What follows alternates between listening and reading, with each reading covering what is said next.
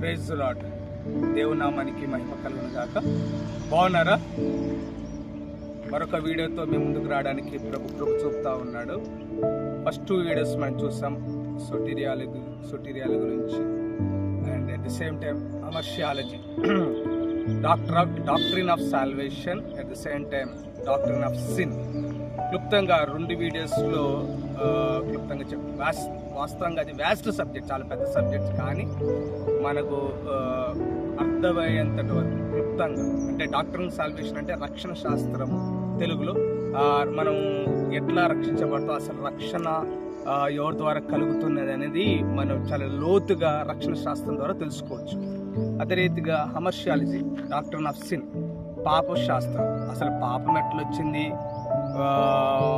ఆ పాపము ఒక పర్యాసంలో ఆ పాపం ద్వారా ఏం జరిగింది, ఆ పాపానికి విరుగుడు ఏంటి, ఇంకా ఇట్లాంటి చాలా లోతుగా మన అమర్షియాలజీలో చదువుతాం.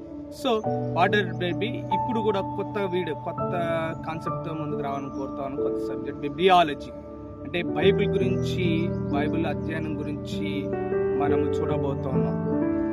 ఈ బైబిల్ చూసినట్లయితే ఇందులో 66 బుక్స్ ఉంటా ఉన్నాయి. ఈ బైబిల్ని 2 భాగాలుగా మనం విభజించవచ్చు.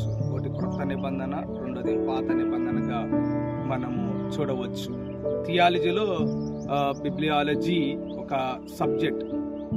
అయితే ఈ ప్రాముఖ్యంగా బైబిల్ గురించి చెప్పే ప్రయత్నం చేస్తాను ఇప్పుడు. మరి బైబిల్లో 66 పుస్తకాలు ఉంటాయని చెప్పాను. క్రొత్త నిబంధన, పాత నిబంధనగా ఉంటుందని చెప్పాను. మరి ఈ బైబిల్ని 40 మంది ప్రవక్తలు 1600 సంవత్సరాలు టైం తీసుకొని రాసినట్లు కూడా మనం చూస్తున్నాం.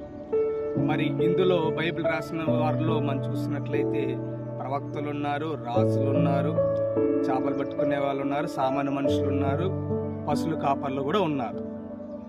మనం బైబిల్ని పరిశీలిస్తే మనకు స్పష్టంగా అర్థమవుతుంది. అయితే ఆశ్చర్యకరమైన విషయం ఏంటంటే ఈ 40 మంది బైబిల్ రాశారని చెప్తున్నాము.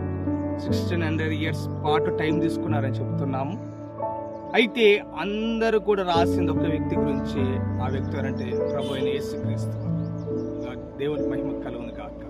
చూడండి, టైము వేరే, ప్లేసులు వేరే, మనుషులు వేరే, కానీ రాసింది మాత్రం ఒక వ్యక్తి గురించి, ఆయన ప్రభు అయిన యేసుక్రీస్తు. ఇక్కడ పరిశుద్ధ గ్రంథంలో మనం చూసినట్లయితే మనం దేవుని మాటలు, దేవుని వాక్యాలుగా ఇందులో రాయబడినట్టు కూడా మనం చూస్తున్నాం. ఇది దేవుని మనస్సు. ఒక భక్తుడు ఏమంటాడంటే love letter written by God to his people. Bible అనేది ఒక ప్రేమ లేఖ, తన బిడ్డల కోసం రాసిన ప్రేమ లేఖగా కొంత భక్తులు వర్ణిస్తూ ఉన్నారు. సో అందుకని మనము చూసినట్లయితే బైబిల్లో దేవుని గురించిన మాటలు, అంటే దేవుడు తన ప్రజలతో చెప్పిన మాటలు, దేవుడు ప్రజలు ఎలా ఉండాలో, ఎలా ఉండకూడదో, ఎలా జీవించాలో, ఎలా జీవించకూడదో, ఇంకా చాలా లోతైన విషయాలు మనం బైబిల్ చదువుతుంటే మనకు స్పష్టంగా అర్థమవుతుంది.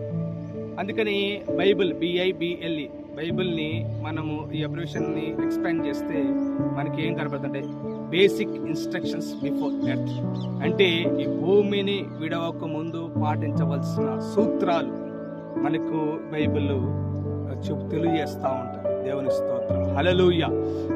మానవుడు ఎలా జీవించాలి, ఎలా జీవించకూడదు, మరి ఈ భూలోకంలో ఉన్నప్పుడు మరి ఎట్లాంటి జీవితాన్ని జీవించాలి అనేది స్పష్టంగా ఈ పరిశుద్ధ గ్రంథం సెలవిస్తుంది. అట్లాగే మనిషి పుట్టక ముందు, పుట్టిన తర్వాత, చనిపోయిన తర్వాత, చనిపోయి తిరిగి లేచిన తర్వాత కూడా ఈ బైబిల్ మనకి స్పష్టంగా తెలియజేస్తూ ఉంటుంది.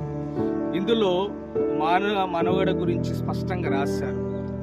మరి మానవుడి గురించి దేవుడు చెప్పిన మాటలు ఇందులో చాలా ఉంటా ఉన్నాయి. ప్రత్యేకంగా బైబిల్ మనిషి యొక్క దేహము గురించి, మనిషి యొక్క ఆత్మను గురించి, మనిషి యొక్క ప్రాణమును గురించి మనకు బైబిల్ తెలియజేస్తూ ఉంటుంది. ఎందుకంటే హ్యూమన్, ఒక మనిషి అంటే మనకు కనిపించే శరీరం మాత్రమే కాదు, అందులో ఆత్మ ఉన్నది, ప్రాణం కూడా ఉన్నది.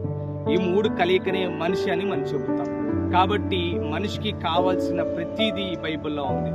ఇంకో మాట చెప్పాలంటే, బైబిల్ గురించి చెప్పాలంటే, నీ సమస్యకి ప్రతి పరిష్కారము బైబిల్ నుండి మనం చూడవచ్చు. హల్లెలూయా, దేవుని స్తోత్రం కలుగును గాక. కాబట్టి ఐ సజెస్ట్, ఎవరైతే ఈ వీడియో చూస్తున్నారో బైబిల్ చదవండి, బైబిల్ ధ్యానించండి.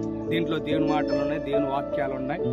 మరి నిన్ను గురించి ప్రతి విషయం ఈ బైబిల్ మాట్లాడుతుంది కనుక ప్రతిరోజు ఉదయాన్నే బైబిల్ చదవండి.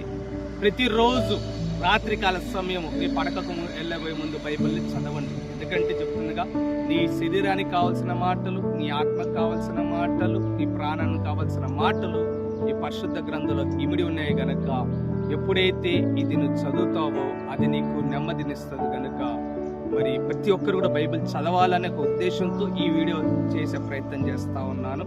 ప్రియమైన దేవుని బిడ్డలారా, ఇంకో ఆశ్చర్యకరమైన విషయం ఏంటంటే, బైబిల్లో మనకి మనం చనిపోయిన తర్వాత కూడా ఏం జరిగిద్దో కూడా బైబిల్ మనకు తెలియజేస్తుంది. అంటే మన పాస్ట్, మన ప్రజెంట్, మన ఫ్యూచర్, మన శరీరము, మన ఆత్మ, మన ప్రాణం గురించి ఎట్లా మాట్లాడుతుందో, మన పాస్ట్ గురించి, మన ప్రజెంట్ గురించి, మన ఫ్యూచర్ గురించి కూడా మాట్లాడుతుంది. కనుక ప్రతి ఒక్కరు బైబిల్ చదివేవారుగా ఉండాలని కోరుతూ దేవుని మాట దీవించి ఆశీర్వదించునుగాక.